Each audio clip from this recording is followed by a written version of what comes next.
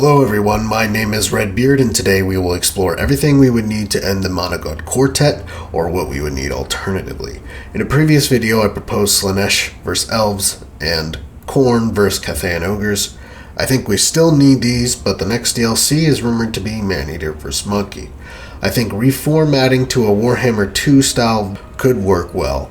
Cathay vs Ogres opens up Northern Ind, the Mountains of Heaven on the map, starting the expansion. Slaanesh vs Khorne compete to destroy Ind, opening the rest of Ind to the south. Then hopefully we get High Elves vs Dark Elves to touch up Ind and the Sea of Dread whilst finishing those races. I hope we also get all the FLC characters I mentioned as well. For the potential Slaanesh DLC, I think it needs to be Dechala vs High Elves and Dark Elves, and for those elves it would serve as the last DLC we need, both with a sea theme. Dechala is a similar character to Tamarkan in that she roams the Chaos Wastes, absorbing tribes into her massive warband. Would be nice if she had a Slaaneshi version of Tamarkan's chieftains.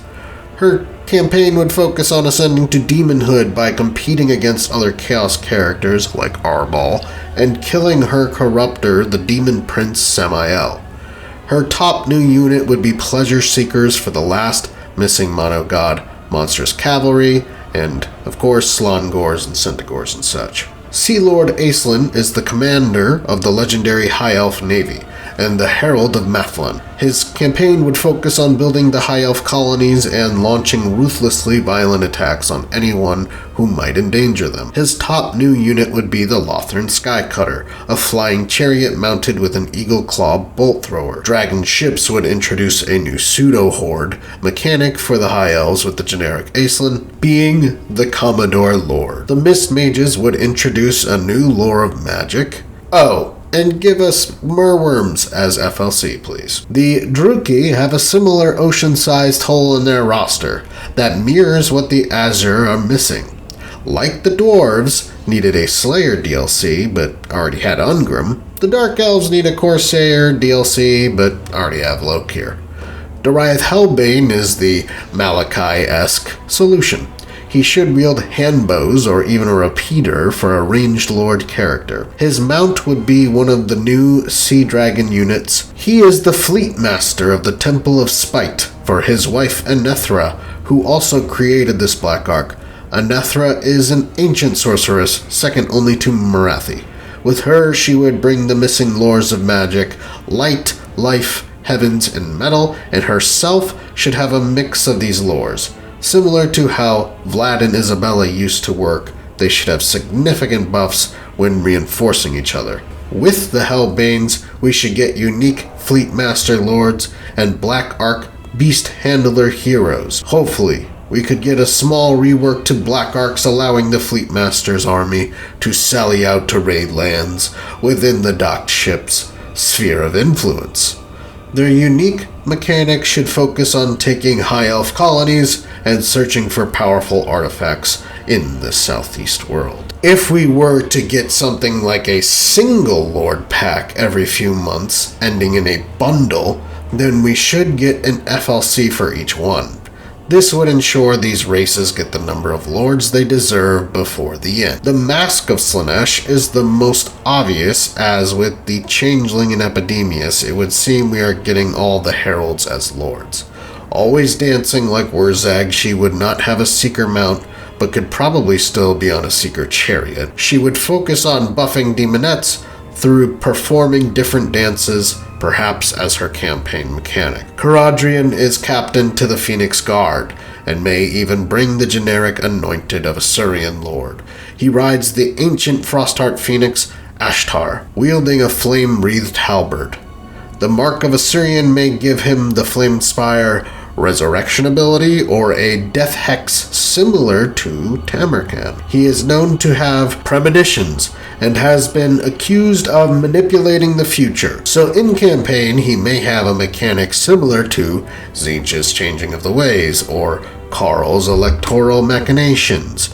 Just like you can gain the Imperial Authority mechanic, perhaps High Elves can gain the Defender mechanic if they enter Ulthuan with a rework to Alariel. Tullaris Dreadbringer is captain to the Harganeth Executioners and may even bring the generic Disciple of Cain or Hag Queen Lords. The true avatar of Cain, unlike Malekith, who claims to be, Tullaris may wield the First Strike, but his campaign would focus on wielding the Sword of Cain, taking Ulthuan for Helebron, and killing as many as he can. For other start positions, all the DLC characters need to start in the southeast and start opening up that part of the map. Bretonnia is known for Slaaneshi cults, but the northwest already has the current 3 Slaanesh characters. Perhaps the northeast or Realms of Chaos could work. Caradryan may be on a mission similar to Balthazar Gelt. Once that starting mission is complete, he can choose to teleport home, where he will gain the Defender of Ulthuan mechanic. To finish the quartet, we would need Khorne, Ogre Kingdoms, and Cathay. These races would be best to help continue filling out the incomplete southeast. As Khorne's favorite champion, Arbaal wields the axe known as the Destroyer of Khorne, and rides the Blood God's personal fleshhound, a monstrous beast. His campaign would focus on finding the strongest warriors to face him in a duel, perhaps getting unique rewards for every legendary character's skull he collects, similar to what Queek Headtaker should have. Though, in battle, if he loses, he may have an ability where he, instead of outright dying, turns into a chaos spawn. His top missing unit is the Slaughter Brute, essentially a kitbash of the Mutalith Vortex Beast. The Slaughter Brute is magically connected to your lord, gaining things perhaps like Guardian, Unbreakable, melee attack and defense until your lord dies, then they rampage. The Monkey King is based off of Sun Wukong, a popular character from the 16th century Chinese novel Journey to the West. A master of martial arts, trickery, illusions, and tactics of subterfuge, he is known to ride a cloud that may function similar to a disc of Tzeentch. This may indicate that he is a Lore of Heavens caster as well. His Cathayan human followers may even be chaos worshippers like Dian Chang. Like Altharion's Mistwalkers, the Monkey King needs his own sub-race of the different monkey warrior breeds. He has his own monkey court, which is a chaotic mimicry of Yuan Bo's Jade Court. His campaign should focus on usurping the dragons for control of Cathay, but also to help them protect the southern borders from Ind and Koresh. Golgfag Maneater fits well with an overall Ogre-Haul and an FLC rework.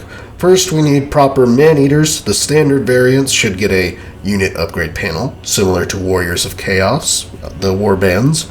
There should be one unique man-eater variant per in-game race. For example, Cathayan Greatswords, or for Skaven Eshin-inspired man-eaters like the tabletop models, and so on, for every race, so that they are more loreful and closer to tabletop. When you defeat an army of Dark Elf, you unlock the Corsair-inspired man-eaters. When you defeat vampires, you unlock undead man-eaters, etc. You then convert your standard man-eater. Gark Ironskin might sell better though, as a heavily armored ogre tyrant with a mount. His faction focuses on iron guts and cavalry such as the Rhinox Riders. His own Rhinox was killed by Bretonnian Grail Knights. Luckily, he had sold many Nablar slaves to the Chaos Dwarves, who replaced this mount with a demon-forged Rhinox-esque machine. Such is his bond with Zarnagron that he may even be able to buy Chaos Dwarf weapons and units in exchange for slaves. The missing units for the Ogre Kingdoms, such as Chaos Ogres, Thundertusk Yetis, and Blood Vultures, just fit an Ironskin DLC. Perhaps we could even get the Chaos Siege Giant, which should have already been with the Chorf DLC. He may also bring Bruiser heroes with mounts and Noblar head honchos. But beyond that, ogres as a race don't function well and need love. Contracts need to be much more rewarding and engaging because as is, they are completely ignorable. Characters need to be able to make multiple big names. You should be able to convert Noblar's units into meat for your armies, and camps need to have some form of movement, whether it be half of the movement of a standard army or a teleport with a cooldown of 3 to 5 turns. They just need some form of movement and perhaps the sally out mechanic I spoke of for Black Arcs. Oh, also, give us the missing lores of magic, heavens, and death. Cathay and Khorne don't need massive reworks, just more characters and units. Li-Dao is the fire dragon and lord of the southern provinces. As a martial arts focused strength of yang character like the Monkey King and a Cathayan dragon child, he doesn't bring much new to the table except for the lore of fire. Thus, FLC. Between both characters, the top missing unit is Celestial Dragon Monks, which are a very similar unit in concept to Sword Masters of Hoeth, except they use magically propelled punches and catch arrows. Perhaps these dragon monks could be the new generic Lord and Hero options as well. This would be a perfect time to introduce Master Po as the legendary hero, who is the master of the greatest martial arts school in the Warhammer world. Khorne's FLC just needs to give us the final herald, Azul Skulltaker. He is said to have an ancient forge, which in exchange for the skulls of champions, draws lands he's conquered into the realms of Khorne, erasing them from the mortal world. Perhaps in Total War, this could mean anytime Azul kills a lord's army, the corruption of that province is raised to 100%.